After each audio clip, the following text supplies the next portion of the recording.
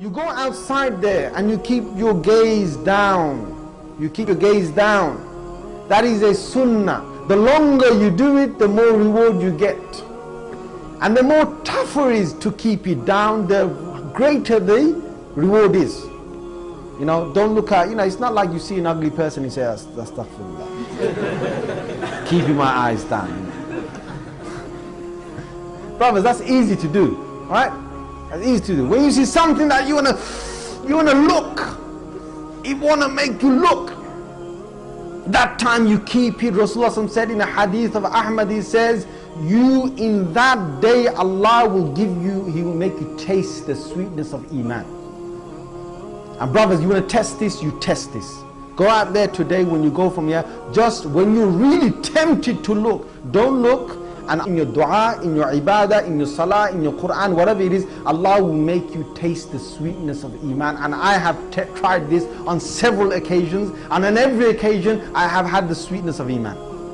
And I'm telling you to test it again and again, and you'll find the Prophet ﷺ's words are absolutely spot on. Every time you see a woman, you turn. I'm not going to look. Another one there. I'm not going to look. Another one there. Everywhere is surrounding because they take off their clothing, and you are a man. You a man. And brother, I'm telling you, if you keep looking, when will you stop looking? When will you lower your gaze?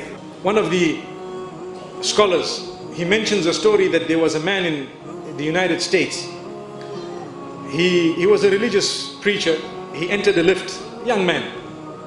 And when he was in the lift, the lift stopped at a certain floor, and the female entered it. She was semi-nude.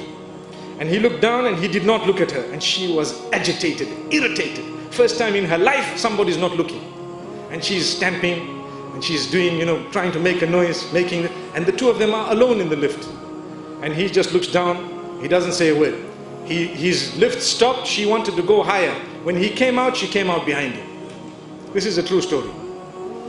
She came out behind him and she created a discussion. Hey, you know what? I'm very offended. Am I so bad, so dirty, so ugly that you couldn't even look?